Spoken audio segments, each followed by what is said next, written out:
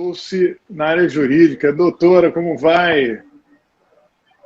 Tudo bem, e você? Tudo bem, seja bem-vinda. Obrigado pela sua disponibilidade. A gente falou Eu que rapidamente. agradeço o convite. A gente falou rapidamente a sua especialização na área jurídica, né? E hoje o nosso post foi, por acaso, com relação a gatilhos mentais, mas para o pessoal já não fazer confusão, não tem nada a ver com gatilho emocional, é outro assunto que a gente vai tratar aqui. Mas antes da gente começar, eu pediria que a senhora falasse um pouquinho da sua profissão, do como é que foi esse contato com a área jurídica, para poder o pessoal se situar, por favor. Tá, vamos lá. Então, assim, eu sou formada em Psicologia pela Universidade Federal do Rio de Janeiro, me formei em 85, depois fiz uma pós em Psicologia Hospitalar, na Pedro de Almeida, depois fiz uma especialização em Yoga Terapia, terapia ayurvédica, né, e venho trabalhando com isso, já há mais de 30 anos, né. E nesse tempo eu acabei atendendo, né, advogados, atendi juiz, atendi promotor, oficial de justiça, né. Então, quer dizer, eu acabei trabalhando com pessoas da área jurídica, né. E fui vendo as dificuldades emocionais de todos, né. Quer dizer, todos nós temos as nossas fragilidades, todos nós temos essa necessidade de autoconhecimento, de melhorar enquanto pessoa e, consequentemente, se aperfeiçoar enquanto profissional, né? E é isso que a gente vai estar tratando aqui hoje, né? Quando nós estávamos conversando antes, né, sobre os gatilhos, né, a diferença entre gatilhos mentais e emocionais, né? Os gatilhos mentais, eles são intelectuais, eles são necessários para você lidar ali no relacionamento, na conquista, né, na sedução, né, da conquista do cliente, né? E os gatilhos emocionais, na verdade, eles acontecem de forma ligada às emoções e os sentimentos que você tem. Então, assim, eles podem ser positivos ou negativos. Positivos quando você está bem, e aí você se sente seguro, né? Se sente de bem com a vida, está em harmonia com você mesmo. E aí você está expressando um sorriso, uma sensação de paz para o outro. E os gatilhos emocionais negativos são aqueles que, de uma certa forma, te atrapalham no dia a dia, né? Sim. Ou seja, você está diante de algum estímulo, né? Geralmente esses estímulos são sensoriais, eles entram ou pela sua visão, ou pela audição, ou pelo olfato, ou pelo tato. Muitas vezes você não percebe, e aí o teu corpo reage diante desse estímulo, né, que nós chamamos de gatilhos emocionais. Pois é, então, só para interromper aqui rapidinho, eu, ao longo desses 23 anos de advocacia, tive os meus temores psicológicos, como qualquer ser humano, e eu vejo que é muito comum advogados tendo estímulos anormais,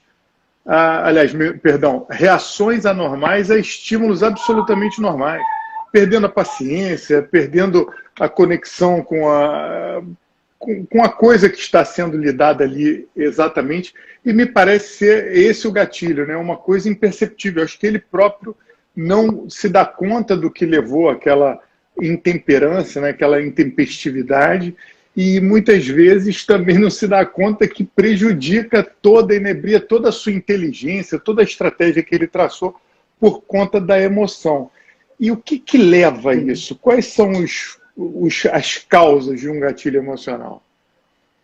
E muitas vezes ele nem percebe a reação que teve, né? Outra pessoa que fala para ele, e aí ele fala assim, não, mas eu não reagi assim. E aí fica realmente com a mente, a gente diz que fica confusa, né? Como um novelo de lã, né? E aí às vezes ele não consegue nem utilizar a inteligência dele. O que pode levar, né? Na maioria das vezes são traumas, né? São Sim. situações vividas anteriormente, podem ser traumas de infância, podem ser traumas até da idade adulta, foram situações vividas em que causou uma emoção de dor. Uhum. Pode ter sido uma dor física ou uma dor emocional. E isso ficou registrado, eu brinco e digo que é o nosso HD, né? Fica registrado no nosso HD, uhum. que Freud chama de inconsciente, está lá registrado como dor. E no momento em que acontece um estímulo que possa estar relacionado a essa dor, você tem uma reação, muitas vezes agressiva, como um mecanismo de defesa. Né? Então, Sim. essa agressividade ela pode ser para fora ou para dentro.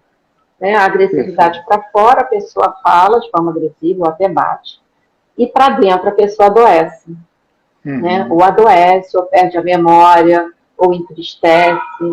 Né? Eu percebo que a gente tem um índice de evasão da profissão muito elevado e eu acho que muito por conta das pessoas não terem a preparação psicológica para enfrentar uma profissão que exige muito do controle emocional. Por exemplo, numa audiência, que é o momento que mais acontece embates, que é para isso mesmo, né, onde todo mundo quer provar que tem razão, é natural que você se veja no meio, até às vezes com o próprio juiz, numa discussão, mas nunca pode perder a calma, porque é precisamente o que vai te desfocar de toda a estratégia da defesa efetiva do cliente. E aí leva a uma frustração, as pessoas acabam desanimando. É muito comum, eu já recebi relatos de colegas assim que têm verdadeiro horror, pegaram um verdadeiro horror à profissão. Minha própria mulher é advogada também, quis parar de advogar, falou, não é para mim, não é uma atividade para mim, porque é uma atividade que exige um controle emocional, exige um preparo. E aí eu vejo dois aspectos. Eu vejo aquele profissional capaz, mas que não consegue ter o controle sobre as suas emoções, ou por medo, ou por timidez, enfim, ele não consegue sair dessa concha emocional que ele se coloca, ou o profissional capaz de tudo, que ele não conhece nada, não sabe nada, mal sabe do processo dele, e vai lá e deixa para ficar desesperado na hora. Em vez de ficar desesperado na antevéspera e começar a estudar, ele se desespera na hora. Então, eu acho que tem um pouquinho disso aí. Estou errado na minha análise ou é mais ou menos isso? Tá certo. Em ambas as situações existem traumas emocionais, né? Ou porque realmente ele está tímido, está com medo e não está conseguindo identificar o fator desencadeador do medo, porque o fator desencadeador do medo não é o juiz em si, não é a história do processo, não é ganhar o processo. A causa da situação é bem anterior a isso, né?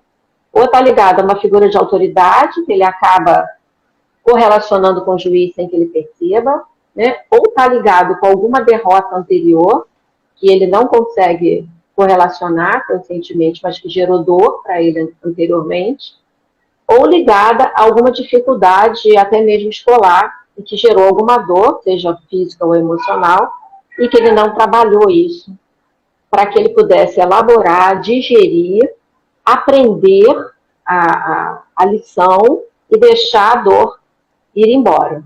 Né? Porque no momento em que você elabora o que aconteceu na sua vida e que você consegue eliminar essa dor e trazer o aprendizado, você se prepara para as situações seguintes. Pode ter a ver com expectativas muito elevadas? Pode ter também. Porque aí isso gera frustração, né? Pois quando isso você gera uma ansiedade também, né? Entendi. Isso tudo me leva, assim, o prejuízo é notório, né? Prejuízo de alcançar uma boa envergadura, uma respeitabilidade, prejuízo para a carreira e às vezes até para a vida pessoal, porque uma frustração leva a outra. Mas aí a senhora falando isso me leva a um trecho que a gente escreveu um e-book com os 10 primeiros passos para uma advocacia de sucesso, e a gente fala de um fator que eu acho que é primordial para a gente enfrentar isso. Eu não sei se eu estou falando uma bobagem muito grande, mas que é a pessoa conhecer as suas limitações e deixar de lutar para acobertá-las e passar a lutar para enfrentá-las, para não deixar que elas se manifestem. Eu digo isso com propriedade porque eu experimentei uma ascensão na minha produtividade, na minha eficiência, a partir de um exame de consciência diário, que é ver o que eu fiz errado, o que eu fui mal, o que eu poderia melhorar, o que eu deveria ter feito e me propor a melhorar. E isso foi me dando uma escalada na minha eficiência e foi muito mental. Foi muito, digamos, foi me moldei dentro dos meus defeitos e das minhas virtudes. Consegui potencializar as virtudes e fazer com que os defeitos não me dominassem, principalmente os defeitos emocionais, os defeitos que encadeavam numa reação emocional. E passa pelo autoconhecimento esse processo de vencer esses gatilhos mentais? Exatamente. Por isso que hoje em dia está tão na moda, né, você falar em meditação. Porque algumas pessoas, através da meditação, conseguem atingir esse autoconhecimento. Como você fez, né? Você foi olhando para dentro de você, foi se analisando, foi percebendo as suas limitações, foi percebendo as suas qualidades, foi valorizando as qualidades e vendo o que você poderia mudar nas limitações. Perfeito. Algumas pessoas conseguem fazer isso sozinhas.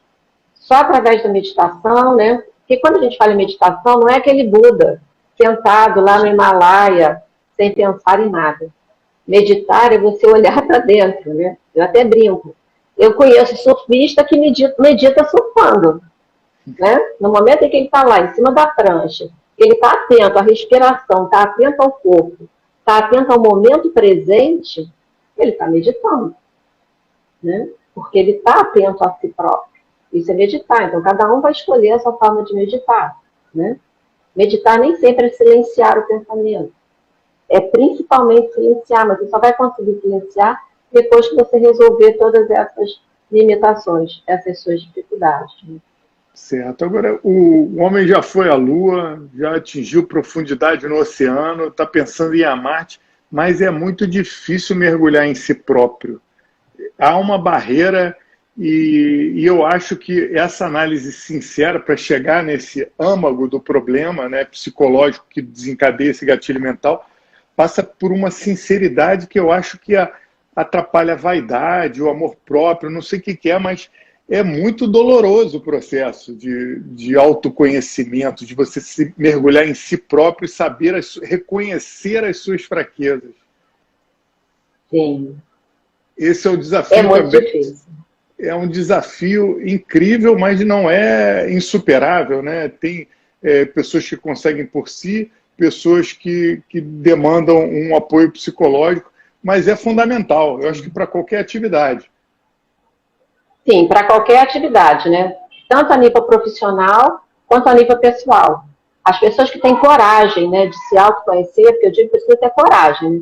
Você enfrentar os seus buracos emocionais, né? Você enfrentar as suas dores, né? Porque não tem um ser que não tenha passado por algum tipo de trauma, né? O próprio parto, o próprio nascimento já é um trauma, né?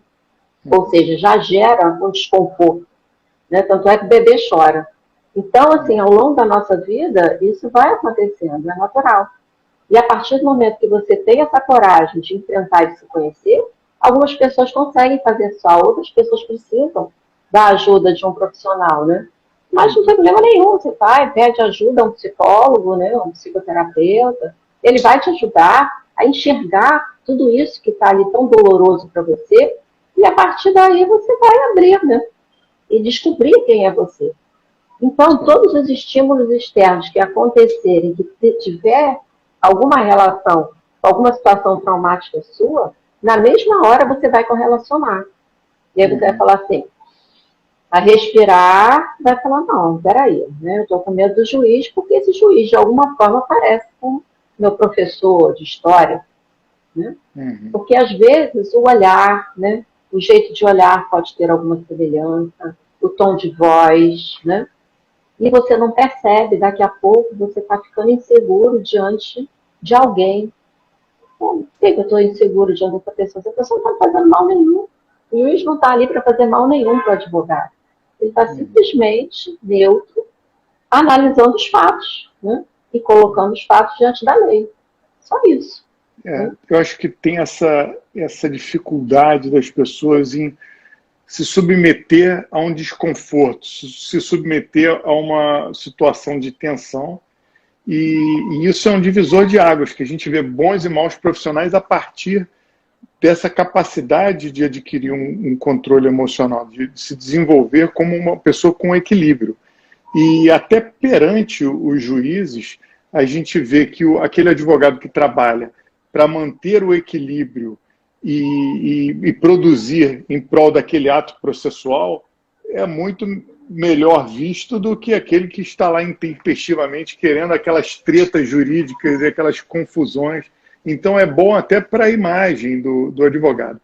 Mas eu tive, assim, eu e o Bruno tivemos um parceiro, um advogado. A gente estava entrando numa outra área, ele começou a fazer, muito competente, muito inteligente, começou a pegar alguns clientes que a gente indicava. Então ele tinha, assim, sei lá, em um ano, ele teve uns 15 clientes.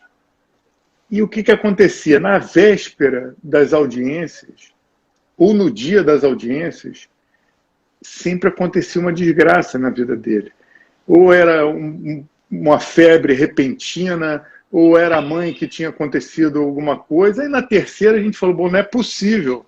Esse rapaz está com medo de ir para a audiência. E era fato, só que ele não admitia o pavor, era um verdadeiro pavor. Ele não admitia, não enfrentava e tentava cobertar. Isso eu acho que é a pior coisa que a pessoa, numa situação dessa, pode fazer. Então os gatilhos estavam lá e de vez em quando disparavam e ele tinha a ilusão de que seria capaz daquela próxima, porque ele não falava, olha, eu não faço audiência. Eu acho que ele ia até o momento sofrendo até que passava para a gente. Chegou na terceira, eu falei assim, olha, cara, dá o seu jeito, porque eu não posso ficar fazendo audiência para você a torta direita. A gente fez uma, fez a segunda, agora é com você. Nunca mais ele pediu, depois eu soube que ele abandonou a advocacia. Então é muito complicado para o advogado. Aí eu te pergunto, e é até uma pena, né? Deixa eu te atrapalhar, é uma pena, né? Porque é um profissional inteligente, talvez até ele tivesse o dom de advogar, né? Competente, e uma situação emocional atrapalhou o desenvolvimento da carreira dele. Sem dúvida, sem dúvida.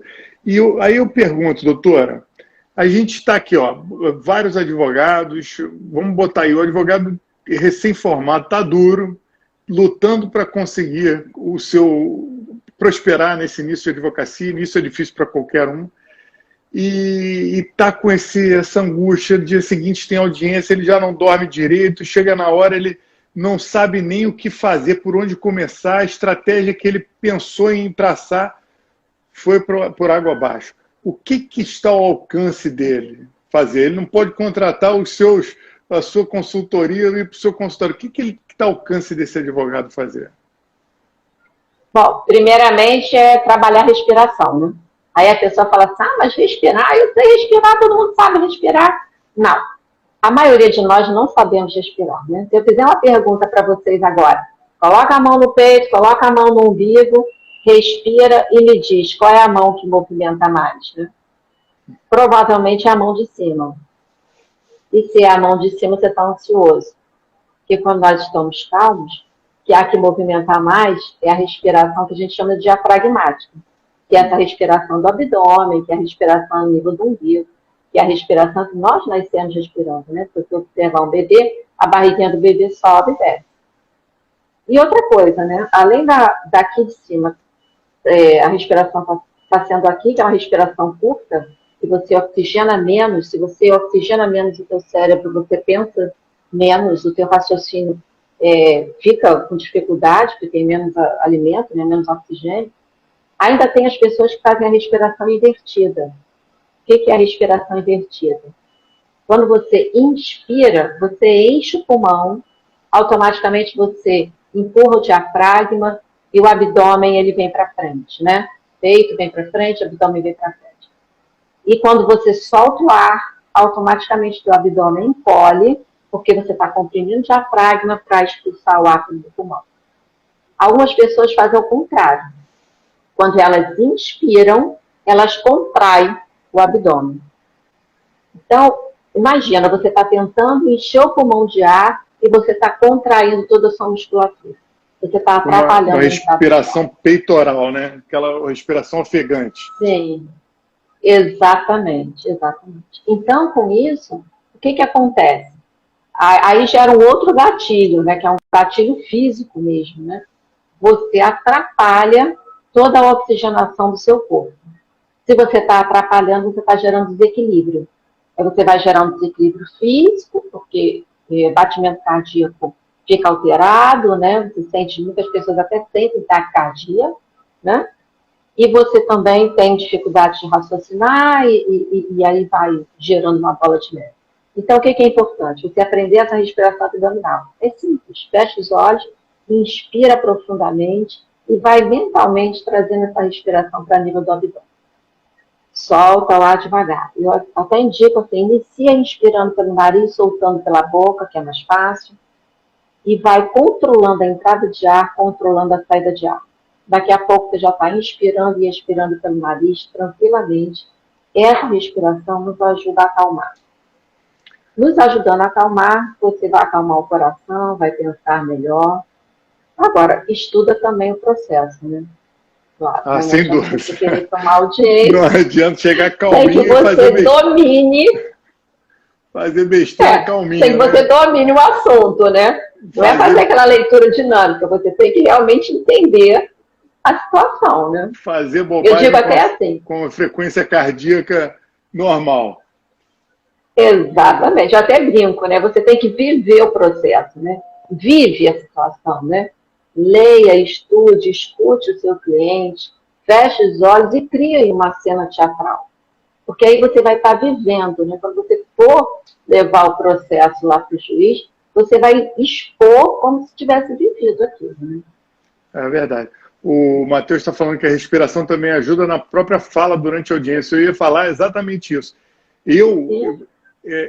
A vida inteira, eu era adolescente, minha mãe me obrigou a fazer yoga. Eu achava um saco. Achava chato pra caramba. Mas depois eu peguei gosto e esse lance da respiração eu vi como faz... muda que a gente ia jogar bola, o último a cansar era eu. E era a respiração, era a cadência da respiração. Então eu conseguia desenvolver uma habilidade de baixar minha frequência cardíaca respirando. Então, eventualmente, a gente está mais nervoso, não o nervoso do estresse, mas nervoso de ansiedade. Aí consegue baixar aquela ansiedade, fazer, e isso a gente vê muito no tribunal. Advogados que vão sustentar e chegam lá desesperados porque não conseguem se controlar e começam a ficar ansiosos, se atropelam, falam coisas sem sentido, e a linguagem corporal é uma coisa assim, é uma aberração. E a gente até comenta no e-book também que a importância da linguagem corporal para o advogado, porque tem um estudo de uma universidade americana que diz que numa interação, não vamos levar para o âmbito do tribunal, lá para o púlpito, mas para lidar com o cliente e tudo mais. 5% é o que você fala, 35% é o seu tom de voz e o restante é o relaxamento, o gestual, a forma de gesticular. E isso passa uma imagem, passa um conforto e passa uma credibilidade. Agora, a pessoa que não consegue controlar nem a ansiedade, ele bota tudo a perder. Então, os embargadores ficam esperando o tempo dele acabar, ou ele desistir, porque o cara já subiu derrotado. Então, esse controle emocional é muito importante. Eu uso muito essa técnica de respiração, vou mantendo a calma e tal, mas eu também não tenho a ignorância do processo para me suscitar um sobressalto cardíaco, né? Eu sei que eu sei o processo e isso é um fator de tranquilidade, porque o advogado tem a obrigação de saber o processo mais do que qualquer um. Sim. E a partir do momento que ele domina, né, o assunto, né, do processo, e mesmo assim ele ainda fica ansioso, existe uma insegurança ali, existe um gatilho emocional. E ele tem que descobrir que gatilho é esse. Qual é a situação? É a história do processo que ele tem que defender? Né? É o juiz que vai falar com ele? O que está acontecendo? Entendeu? Então, as pessoas com quem ele vai lidar, tem alguma coisa que está desencadeando aí. Essa insegurança. Então, respirar é importante, mas é importante também ele se questionar. Por que eu estou inseguro? O que está me gerando essa ansiedade? Qual é o medo? E a partir do momento que ele faz essa pergunta, no momento de silenciar, no momento de estar com ele mesmo, muitas vezes ele vem, né? Vem à mente alguma situação, vem à mente alguma lembrança, e aí se ele parar para pensar nessa lembrança, ele vai conseguir fazer as associações. entendeu? Uhum. E aí é explicar para o corpo que a situação acabou, passou, ele é passado. Apesar da dor ainda estar ali, ele precisa se livrar dessa dor. Isso aí é um processo de amadurecimento, autoconhecimento. A gente no e-book também fala que a importância de se conhecer, até para você escolher a sua área, né, de atuação. A gente diz, olha, não adianta você querer ser um criminalista se você não tem aquela fobia, aquele medo de ambiente de delegacia, ou mesmo uma mulher que sofreu um abuso, tratar com determinada matéria. Isso tudo é uma coisa que tem que ser trabalhada. Se o profissional está focado em prosperar na profissão, ele tem que estar atento a ele próprio, se conhecer para saber das suas limitações, dos seus, eu não vou botar trauma, mas das suas dificuldades na hora de escolher a sua área de atuação. Sim, sim. E quando você se conhece, você também consegue perceber qual é o seu dom, né? Ou seja, o que é mais fácil para você? Como você falou, que a sua esposa desistiu. Talvez não fosse o dom dela realmente ser advogada. Talvez ela possa ser uma excelente médica, uma excelente professora, né? E isso também é importante. No autoconhecimento, a partir do momento que você faz essa análise interna, você também descobre quais são as suas qualidades. E para que profissão você vai fluir melhor? E se você não está fluindo aqui, alguma coisa tem. Talvez você realmente não goste. Né? E tudo bem. Você pode gostar de outra. Né? Você pode fluir melhor numa outra profissão. No caso da minha mulher, ela tentou desistir na faculdade, ela já viu que não era a praia dela, foi eu que não deixei e botei força. Mas ela se especializou em gatilhos mentais. Aqui ela usa os gatilhos mentais comigo quando eu vejo, já estou lavando a louça, já estou limpando a casa. Funciona esse negócio. Sim, funciona, viu? Funciona. Mas então, funciona os gatilhos mentais e os gatilhos emocionais, nós temos que estar atentos a eles, né? Os mentais também, né? Porque, assim, existe quem aplica e quem se submete a eles, né? Isso acontece muito na questão das vendas, né? Do comércio, Sim, né? Totalmente. Do marketing, né? Então, a gente tem que estar atento realmente a... Gatilho mental é uma coisa utilizada largamente no comércio e nós advogados vendemos um serviço. Então é imprescindível que a gente se venda bem e use os recursos legítimos para fazer uma boa venda, né? O André Bevilacqua está falando aqui, a falta que faz um semestre de psicologia aplicada na formação do advogado. Totalmente, totalmente. A gente diz aqui, é uma indústria tão poderosa essa tal de indústria de formar advogado, que estão formando de qualquer jeito, com qualquer base, e as pessoas não sabem nem o que é advogar, o que é ser advogado. E tem muita dificuldade de encontrar o sentido da profissão, a posição que eles têm nessa profissão, a função social, que é de alta relevância da advocacia, tanto que a gente tem inúmeras prerrogativas. Então, eu acho que as pessoas ficam muito focadas nesses perigos de gatilhos mentais, nesses momentos de tensão da advocacia e deixam de enxergar mais ao longe, deixam de transcender o objeto da advocacia, deixam de perceber a importância que é e se investir nessa importância para fazer um trabalho melhor. Eu acho que às vezes falta muito uma visão mais ampla do que é advogar. Então as pessoas ficam muito nessa zona de atrito pela falta desse autoconhecimento e por conta dessa vaidade, com medo de errar, com medo de falhar. E aí da mesma forma que os números de advogados é elevado, o número de pessoas que desistem igualmente acompanha, na mesma proporção. Sim. Uns desistem porque realmente não é a praia deles, vamos dizer assim, né? Eles não têm esse dom realmente de advogar. Outros desistem por causa dessa falta de preparação da universidade, né? E quando eles se veem no mercado de trabalho, eles se sentem perdidos, né? O que fazer, como iniciar, né? Como me posicionar. Eu acho muito legal esse trabalho de vocês, né? De orientação, de acompanhar, né, de ajudar os iniciantes, né, nessa nova tarefa. E falta esse preparo também emocional, né, para que as pessoas entendam, ó, você precisa se autoconhecer.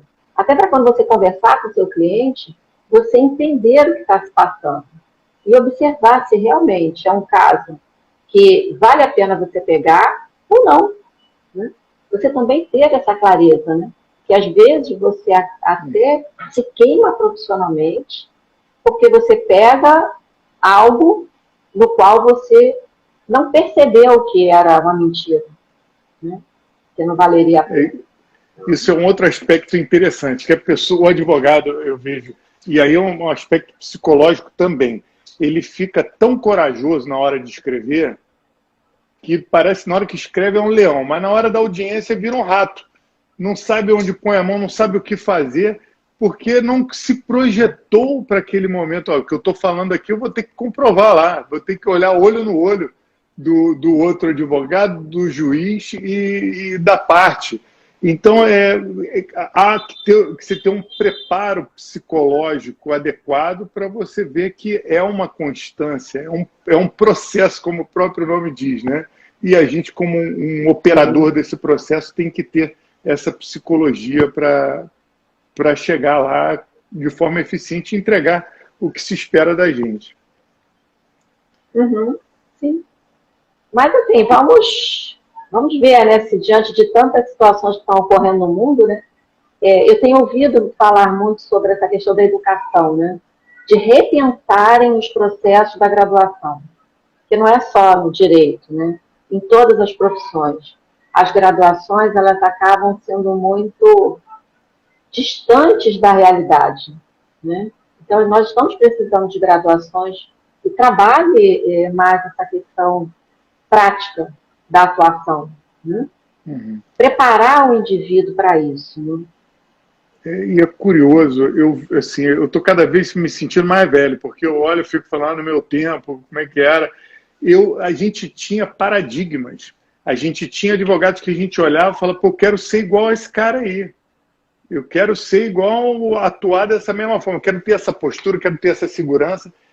E hoje a gente não tem, ou que se tem está escasso ou está dentro do escritório, não está ali naquela militância, naquela advocacia artesanal, está trabalhando no ar-condicionado, não está ali na linha de frente. No dia a dia. E isso é muito, muito ruim. Então, um dos nossos, obrigado pelo elogio, né, ao nosso trabalho aqui da Advocacia Explicada que a senhora fez, mas um dos nossos objetivos é mostrar esse. Há um caminho que deu certo a vida inteira. A gente só esqueceu de ele lá, ele está aberto, tá, o jeito de fazer é esse, só esquecemos de fazer, de seguir, né? Resolvemos entrar para o outro lado, ser empregado, advogado empregado, ou concurso público, mas o caminho está lá. A advocacia consistente, uma advocacia rentável, sólida e firme, segura para o advogado está lá.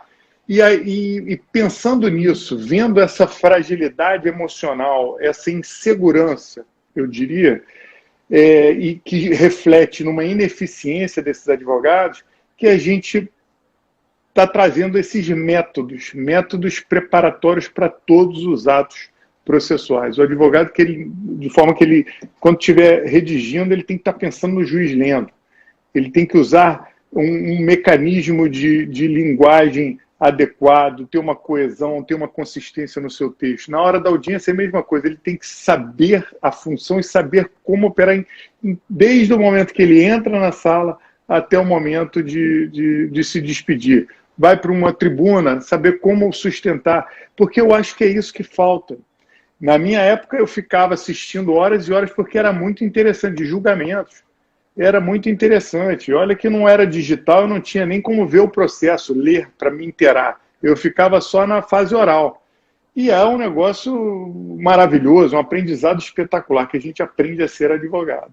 E hoje a gente os profissionais vêm de faculdades horrorosas, com um domínio da linguagem precária, pegando casos complexos muitas vezes, e com o emocional fragilizado. Ou então, talvez, com o emocional fragilizado que começou todo esse processo. Aí a gente já não sabe a ordem das coisas. Mas eu vejo com Sim. muita tristeza, doutora, muita tristeza que ver advogados emocionalmente frágeis. Tem aquela célebre frase que advocacia não é para os fracos, mas hoje, infelizmente, a gente tem uma geração que está enfraquecida, uma geração que está muito pouco resistente, está muito pouco paciente, está muito ansiosa e muito, muito fragilizada nas dificuldades. É uma percepção equivocada, doutor? Você que tem aí consultório, que atende as pessoas profissionais. Não, você está certo. Na verdade, assim, eu acho que isso já vem de uma geração anterior, né? Quem está iniciando agora na advocacia deve ter o quê? 20, 21 anos, 22, né? Vamos pegar os mais jovens, né? A geração dos pais dessa galera aí que está entre 20 e 30 anos é uma geração que já vem com uma deficiência emocional. Porque é uma geração que já pegou Revolução de 64, que já pegou um país muito instável politicamente, com muitos altos e baixos, então isso já afetou emocionalmente. Então já são pais inseguros que geraram filhos inseguros, né? Pais ansiosos, filhos ansiosos, né? Então isso já vem de um contexto familiar. E aí você vai para uma universidade, você acaba pegando professores também. É o que você falou do modelo, né? Que modelo eu vou seguir, né? Cadê os catedráticos, né? Eu não estou vendo mais no meu dia a dia, eu possa me espelhar.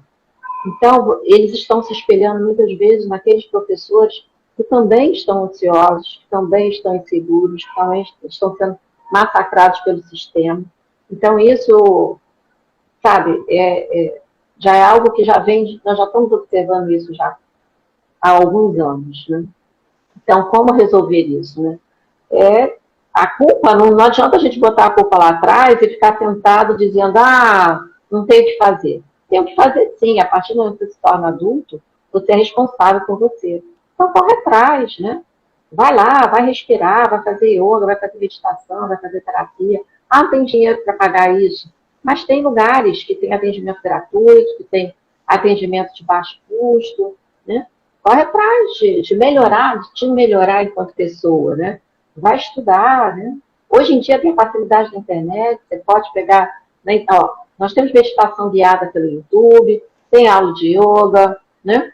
Tem grupos de discussão, tem como você assistir uma boa aula com a advocacia explicada. Então, assim, tem muitas coisas para você fazer. Corre atrás, né? Cada um é responsável por si. Não adianta botar a culpa no outro. Você precisa ser responsável por você mesmo. Sim. E se melhorar. Tem que sair dessa zona de conforto, né? Doutor, eu vou fazer uma pergunta agora, uma pergunta que eu tenho realmente uma dúvida. A gente pode dizer que hoje essa militância ideológica, essa intolerância, ou então é fora Bolsonaro, ou fora petista, ou comunista e tudo mais, isso é um gatilho mental? Porque as pessoas é uma reação desproporcional a um estímulo natural. Isso poderíamos considerar como um gatilho emocional? Sim, é um gatilho emocional, sim. Diante da situação que está acontecendo, né, existe toda uma desestruturação geral. Né? E as pessoas só querem gritar, brigar, reclamar. Mas eu não estou vendo soluções práticas. Quando existe uma maturidade emocional, você não se preocupa com o problema, você foca na solução. Você identifica o problema, mas foca na solução. Hoje em dia, o que nós estamos vendo é as pessoas focando no problema. Eu não estou vendo apresentar soluções. Sabe? Então, isso é uma indicação de que está ocorrendo gatilhos emocionais, sim. As pessoas estão se sentindo inseguras, estão se sentindo desprotegidas diante de todo esse contexto, né? Em que a gente conta com alguém que possa nos guiar e essa pessoa não nos guia. E doutora, qual é o sintoma que a pessoa que está com um gatilho emocional prejudicando seu desempenho profissional, qual é o sintoma que ela tem que observar para ver que está na hora de pedir um socorro? Tem algum sintoma físico, psicológico, como é que é? Tem vários sintomas que pode estar acontecendo. Um deles, a taquicardia, né? Você tem taquicardia, acha que está passando mal do coração, não tá. Pressão alta, né? Às vezes a pessoa não tem por que ter pressão alta e ela tem pico de pressão, né? Aquela pressão alta que dá e passa. Ela está na praia, fica lá uma semana na praia, a pressão subiu nunca. Ela volta a trabalhar, ela tem pico de pressão. Então, pico de pressão, taquicardia, dor de cabeça, insônia. Eu costumo dizer que a ansiedade ela é positiva. Ela é positiva no momento em que ela te impulsiona. Te impulsiona a trabalhar, te impulsiona a correr atrás, a sair da sua zona de conforto. Mas ela se torna negativa quando ela te atrapalha. No momento que ela te impede de viver, que ela te dá falta de ar, que ela te dá dor de estômago, te dá dor de cabeça, que ela te deixa paralisado, aí você precisa pedir socorro. Né? Quando você vai pedir socorro? Toda vez que você sentir um incômodo, uma dor, isso é sinal de que algo está errado e que você não está sabendo lidar com isso. Não adianta você ir lá e tomar um remedinho. O remedinho vai aliviar a dor? Vai aliviar o problema? Vai. Mas se você não corrigir a causa, esse problema vai ser reincidente. Hoje mesmo eu falei com uma conhecida minha, que está tendo gastrite reincidente. Eu falei, não adianta você fazer o tratamento. Você tem que identificar qual é a causa. Causa. Qual é o estresse? Qual é a situação que está te gerando isso? A gente teve aqui, recentemente, outra psicóloga, que ela escreveu um livro muito interessante sobre estresse, e realmente muito rico de informação, dando uma explicação científica, e os sintomas são muito semelhantes, né, do estresse. Então, o gatilho emocional e o estresse funcionam na mesma sintonia. Sim. Na verdade, assim, o gatilho emocional, ele gera um estresse, né? E esse estresse, ele pode estar ligado à ansiedade, ele pode estar ligado ao medo, a conflitos, a frustrações. O que é o estresse? É quando você ultrapassa o teu limite de tolerância. E aí, como que eu vou saber qual é o limite de tolerância? O teu corpo vai te avisar. Entendi. Porque a gente tem um gatilho emocional e quando você não sustenta essa dor emocional, essa dor se torna física. Quando a dor se torna física, o problema está lá atrás. Entendeu? Então, por exemplo, eu fico ansioso para fazer um determinado ato processual, mas uma ansiedade boa, aquela que dá aquela adrenalina, é um gatilho mental? Perdão, um gatilho emocional? Emocional? Não, porque aí é uma ansiedade boa, né? Até se você, por exemplo, está com um processo, você está gostando, né? Porque tem hora, quando a gente gosta da profissão, né? A gente fica tão entusiasmado com determinadas situações que aquilo gera uma ansiedade. E aí tu acorda no meio da noite, tive um insight, né? Tô dormindo, tive um insight. Aí tu levanta, vai lá, escreve e tal. Isso, na verdade, não. Esse é um gatilho emocional positivo. Porque te levou a produzir e não te atrapalhou. Mesmo que tenha atrapalhado o teu sono, mas se você levantou, produziu e conseguiu deitar novamente, ou deu a hora de você levantar, você tomou um banho, tomou café, e o teu dia correu bem, foi um gatilho emocional positivo. Mas mesmo que ele venha gerar um estresse, ou não vai gerar um estresse? Mas olha só, eu costumo falar que a ansiedade, estresse, ela também tem um lado positivo. Quando o triatleta, né, tá lá no triatlon, né, que ele já nadou, pedalou, correu, se você for fazer um exame dele no final, ele está no nível de estresse. A adrenalina dele está lá em cima, né? Mas é um estresse que trouxe alegria para ele. Mesmo que haja alguma dor física no corpo, é sinal, se a dor física está ali, é sinal que ele exigiu demais dele. Mas aquela dor, geralmente, em 2, 3 dias, passa até sem tomar remédio. porque o prazer foi muito maior. Então, foi um estresse que gerou prazer, foi uma ansiedade que gerou um prazer. Agora, quando é um estresse, uma ansiedade que gera dor, seja dor física ou emocional, aí é negativo. Então, vou pegar esse gancho aí. Vamos botar aqui, o advogado está advogando, a advogada tem esse estresse, passa com muita dificuldade nessas situações de gatilhos emocionais, gera estresse, gera frustração e tudo mais. Será que esse advogado ou essa advogada não está conseguindo enxergar além desse estresse, enxergar ao longe? Eu me lembro de uma frase de Nietzsche que dizia: quando se sabe o porquê, suporta-se qualquer como. Ou seja, quando você sabe onde você quer chegar, você suporta aquele desconforto, aquele estresse ou aquela situação mais delicada. Está faltando isso? Está faltando um ideal? Está faltando uma meta, uma linha de chegada para fazer com que esse pessoal suporte o qualquer como? Pode ser, né? Talvez estabelecer um foco, né? Um objetivo. Talvez sim. Mas olha só, o que acontece? As pessoas estão tão fragilizadas hoje em dia que elas não estão conseguindo suportar o menor nível de frustração. Sabe? Então, aí que está o cativo. Né? As pessoas precisam entender por que elas não conseguem suportar um pouco de frustração. Porque, assim, eu costumo dizer, né? Eu não sei se você já assistiu esse filme A Vida é Bela. É um filme sim, de guerra.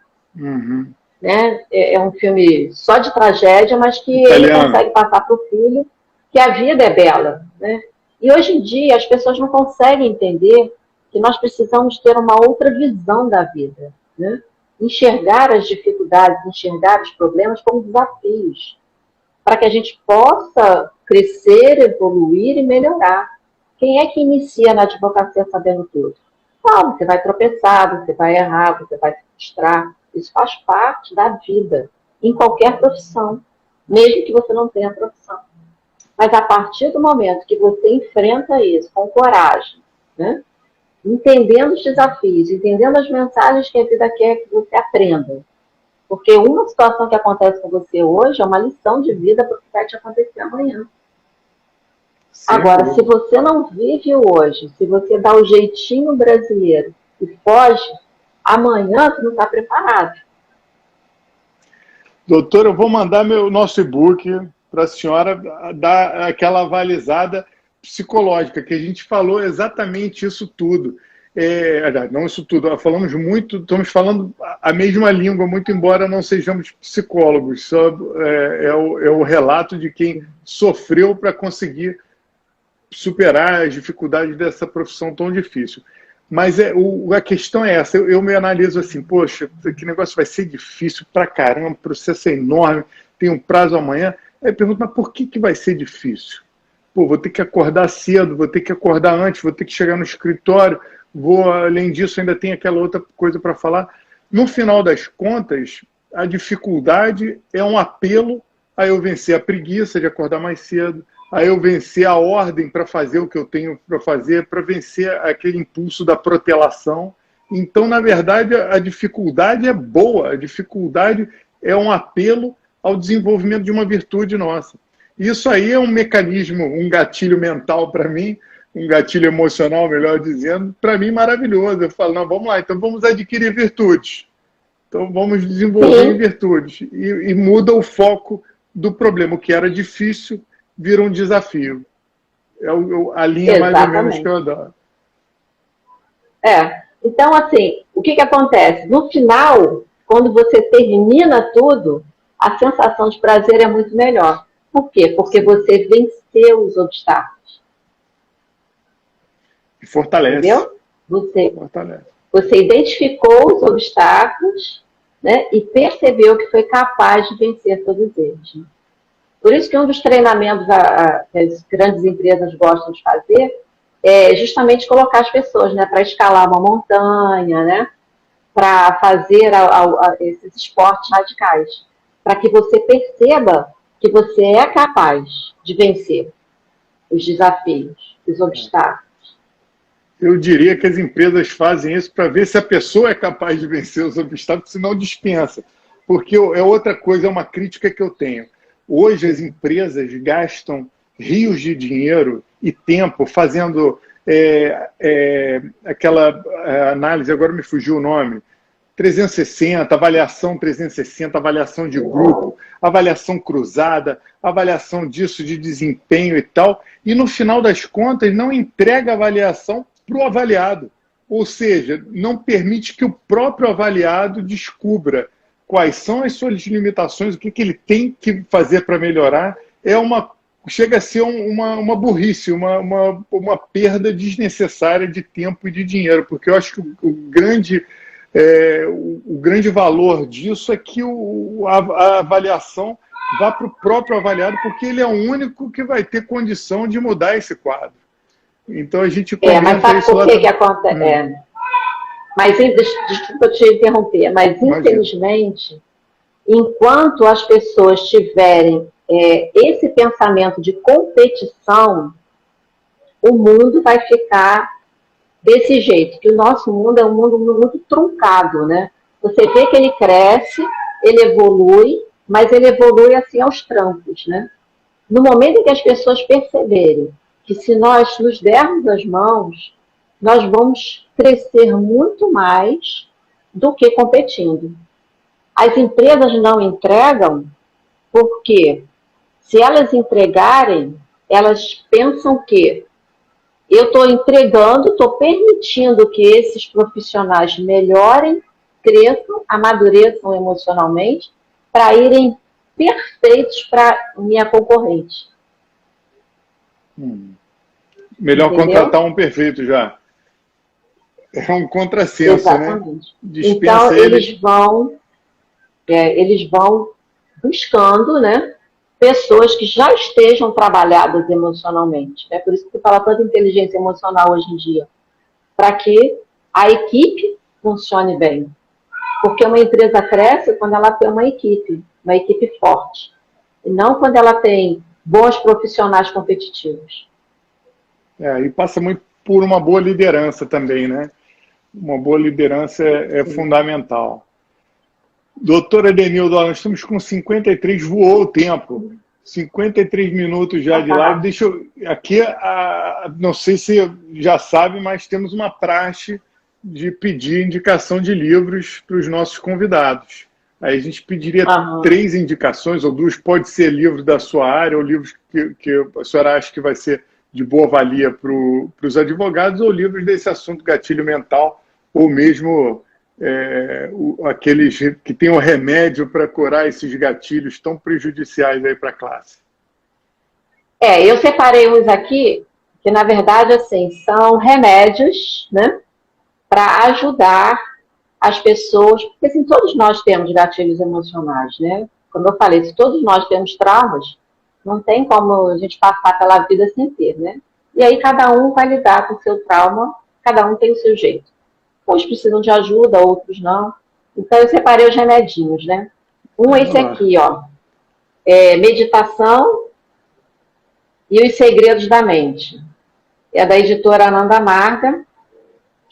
E é bem interessante. E o autor quem é? O autor está aqui como Avadutika Anandamitra Acharya, porque é um nome em sânscrito, né? Mas é da editora Ananda Marga. É muito interessante sobre meditação. Os livros de meditação da Susan Andrews também são muito bons. Eu estou sem nenhum deles aqui agora, porque eu estou com uns que estão aqui no e-book. Tem um livro que eu gosto muito também, esse está aqui, ó, que é Os Segredos da Vida. Os Segredos da Vida fala sobre medo, fala sobre ansiedade, fala sobre culpa, né? Então é muito interessante que vai falando sobre todas as possibilidades de gatilhos que a gente tem no decorrer da nossa vida, né? Esse aqui é da Elizabeth Kubler-Ross e David Kessler. E tem um outro, que agora a gente só lê, a gente acaba lendo mais, é Kindle, né? Então, pois é. Os livros da Monja Coen, né? Eu gosto muito dos livros da Monja Coen também, que ela fala muito sobre trabalhar o momento presente, né? Ela fala sobre meditação, sobre respiração. sobre a importância do momento presente. Aí eu separei esse, aprenda a viver o agora. Que é outra coisa também, né? Às vezes a pessoa está lá, né, trabalhando num processo, até no juiz, pensando em outras coisas, né? Ao invés de estar focado ali no momento presente. É difícil a gente estar focado no momento presente. Faz o que deve, estar no que fazes. Esse é o lema do meu santo de devoção. É por aí que a gente prospera. Doutora Edenilda, eu queria agradecer muito a sua presença, perguntar se a senhora tem algum recado aí para o pessoal. Sei que tem uma página lá que está sempre dando dicas. E tem uma clínica também, né? Eu trabalho como psicóloga, né? Hoje em dia eu trabalho como psicóloga e trabalho também como yoga terapeuta, né? Ou seja, eu fiz uma especialização em Ayurveda e o yoga e meditação, na verdade, ele entra como tratamento dentro do Ayurveda. O Ayurveda é um tratamento que existe na Índia já há mais de 5.000 anos. E yoga, meditação, trabalha como tratamento ligado a essa parte do emocional. Então, assim, o que você conseguiu, muita coisa do que você conseguiu é graças ao yoga, né? Que você fez lá atrás. Essa é minha mãe que me obrigou. Exatamente, que você talvez não tenha percebido, né? E que poucas pessoas sabem. Mas existem alguns átonos do yoga que equilibram os nossos chakras, né? Que são nossos centros de energia. E nesses chakras nós temos vórtices que mexem com todo o nosso emocional. Então, a técnica do yoga com a meditação, com a psicoterapia, esses três juntos ajudam a equilibrar muito, né? Essa parte do autoconhecimento, do amadurecimento, da inteligência emocional, para que as pessoas sejam pessoas melhores. Então, quem quiser ver alguma coisa, eu de vez em quando posto lá no Instagram. Eu sou um pouquinho difícil de postar no Instagram, porque eu gosto muito desse bate-papo olho no olho, né? Apesar de eu atender online já há muitos anos, né? Por conta de pessoas que foram morar no exterior, mas sempre assim, né? No vídeo. Sim. Né? Conversar olho no olho é muito mais gostoso do que só postar. Sem dúvida. Mas de vez em quando eu coloco algumas coisas lá. Legal. Legal. Eu preciso passar lá, porque eu estou ficando enlouquecido com essa internet, com esse projeto aqui, que são 2 postagens por dia. Está a Clara me cobrando material, mas a gente vai conseguindo o equilíbrio. Muitíssimo obrigado e até uma próxima. Espero contar com a senhora depois de novo. Vou mandar o e-book, hein? Manda sim. Eu que agradeço aí a oportunidade. Quem quiser mandar alguma pergunta, pode mandar aí através do nosso Instagram, que vou responder. Tá bom? Perfeito, doutora. Fiquem à vontade. Muito obrigado. Uma boa noite para todos aí. Tchau. Obrigado por quem assistiu. Teve até uma pergunta mal criada aqui, querendo saber de captação. Quer saber de captação? Se inscreve lá no link da bio, que é lá que vai sair a aula do Desafio da Advocacia de Sucesso. Vamos entregar como atender cliente, com mecanismos psicológicos, como captar, como fazer, enfim, uma série de ensinamentos que só não vai prosperar quem não quiser. Doutora, com certeza. Obrigadão. Boa noite aí a todos e obrigada aí por participarem.